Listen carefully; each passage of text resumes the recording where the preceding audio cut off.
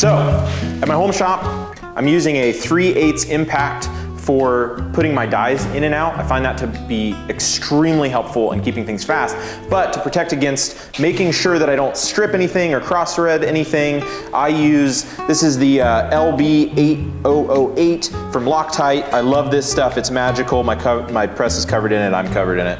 But this just lets me put my dies in and out really fast. So let me show you. I'm gonna slip my bottom die in there. Now, I don't need to go crazy, I just need that to be in, and the conical tip set screws that we're using are going to locate that die. So look, if I'm front really far forward, watch what happens when I put my cone tip in. Boom. I'm to center, I'm in position, and my dies are perfectly aligned. I do the same thing when I'm putting my cone tipped punch in. Put a little schmoo on the threads of my cone tip bolt. Back it out a touch. And now, my punch is indexed into its proper position, as well as when I'm ready to move on to the next, which is the number 3 drift, I'm gonna zip that out, put the next one in, zip it in, everything's moving super fast. So, we're ready to punch.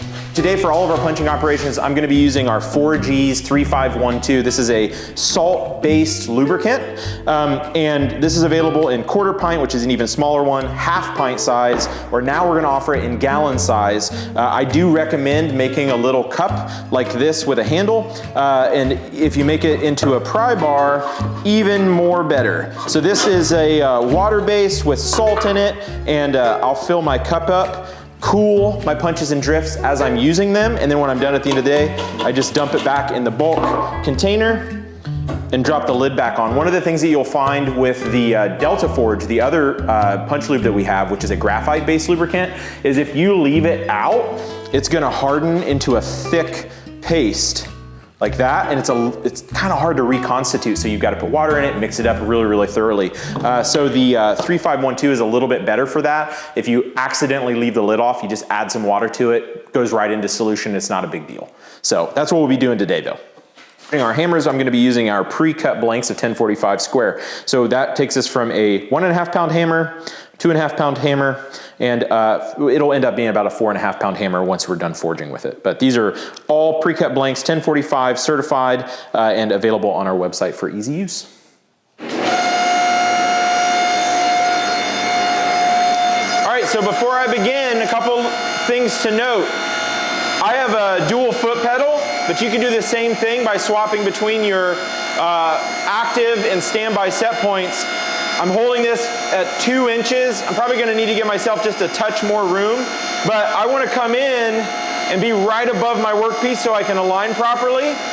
Second thing to note, with the DPC, I have this set to stop 200 thousandths from the bottom. So when I bring my can in here, I'm never gonna punch through the bottom of it, which is nice. See, I'm right above my workpiece. I'm gonna line that up roughly. Go through.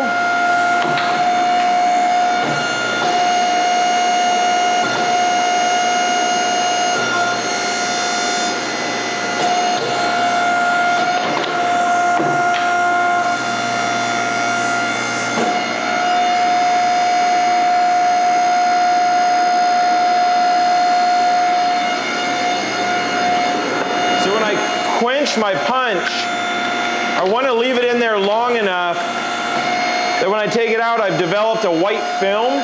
That's the salt lubricant, and I want that. So a little heat in your punch is actually good. You'll notice nothing moved, nothing loosened. I don't have to tighten any set screws because the conical tips are holding everything hyper secure. Same operation. Line it up.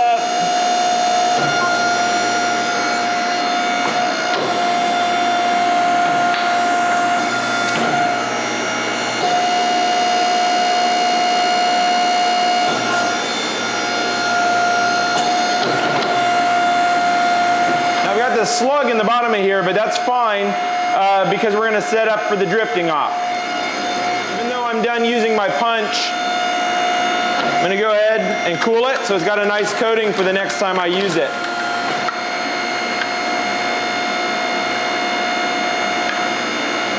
I'm leaving it in there until I see that white film. Now I'll zip that out.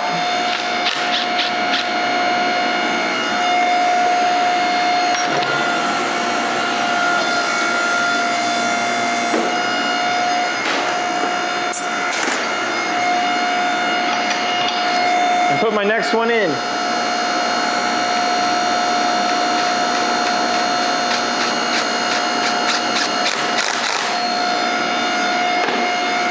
Now I need to reset my bottom set point. Perfect. Now, because I'm drifting, I'm going to go ahead and drop a bolster in. That's going to give me room to drop my slug out of my block. So, not the side that has the slug in it. That side goes down.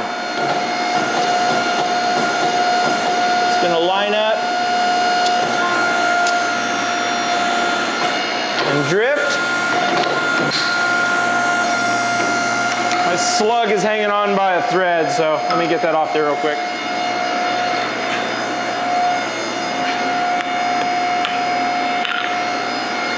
I'll go right into my second drift operation.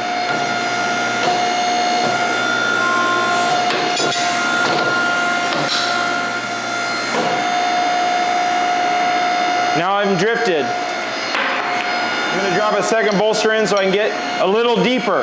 This is going to bring our block up and up the shaft of our punch. Again, side down that has the slug so we can easily eject it out of the hole.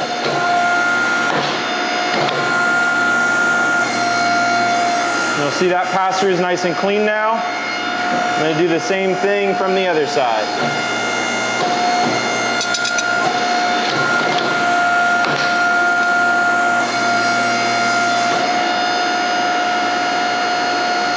So this is directly off. I just cooled my billet down to show you sizing. So this is a number 3 handle. That was a number 3 drift following up our initial hammer eye punch. So you can see right away, look at that fit. Look at that. Nice and tight. On the top side, I've got room. I had to touch a rag on that hole so I can clean that up. But looking at the eye shape, around, I've got room to wedge open, but I'll be able to drive it and get it a little bit tighter.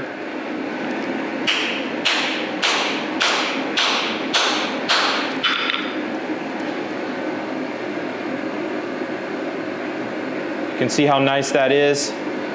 I'm starting to tear a little bit because it's seated so tightly.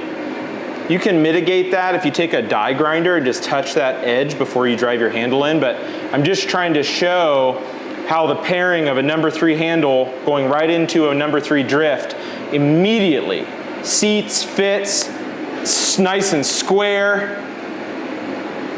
And this is with, no dressing, no forging, no grinding, no anything. Fits right out of the press.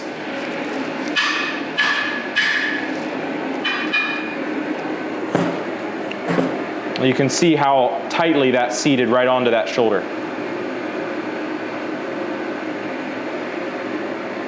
Now we're going to take this, I'm going to follow my number 3 up with my number 4 and show you how to get all the way up to a number 5 on this same billet size. So we'll throw these back in the forge.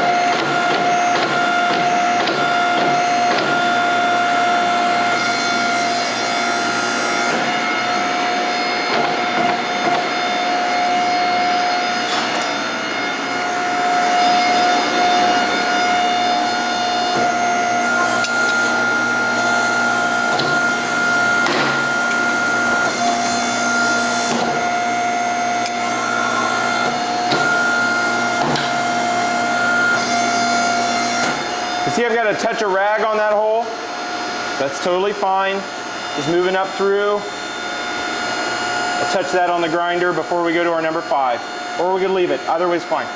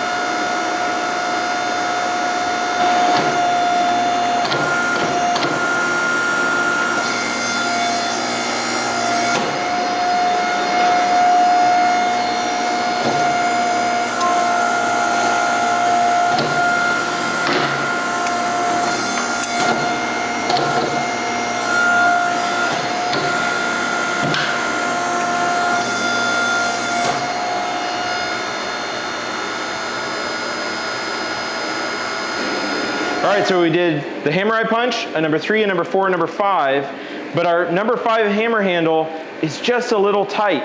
I could touch this on the belt sander, clean it up, and it would fit beautifully. It's a real nice tight fit, but the reason that we have the bolster system is that I can go a little bit deeper up my drift. I'm gonna heat this back up, add my last 3rd bolster, and let's see if that doesn't get us right to the size we need to be.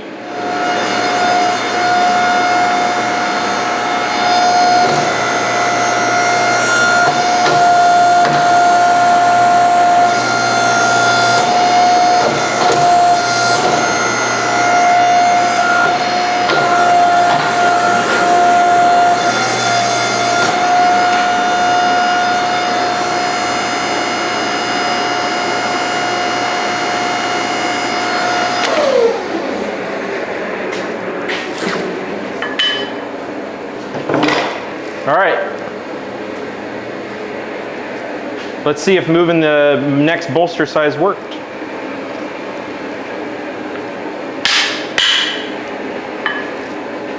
So you can see super, super tight, nice and clean. Look at that. That's the money shot, baby. Absolutely, just a hair of space on either side, touching both front faces.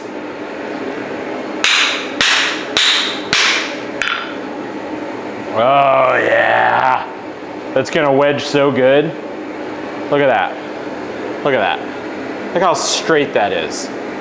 I didn't have to mess with that at all, and it is perfect.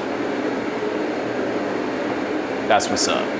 So that's a number 5. Started with a hammer eye punch, moved up to the number 3, 4, 5. If I was gonna make a sledgehammer, I'd do the 6, but that's groovy. Number 5 handle, this is a small hammer for a number 5 handle. I would be using something closer to a 3.5, 4, maybe even a 5-pound hammer with a number 5 handle. But it just shows you how much flexibility that you have, and more importantly, how much control you have over your drifting. The really cool step of this as well is if I needed to draw my cheeks on this hammer profile, or maybe I was just gonna flatten it back out, I can pop that drift out and hold it in a pair of tongs and use that in the press. So we'll get a quick video of that, and you're gonna cut this out of the B-roll.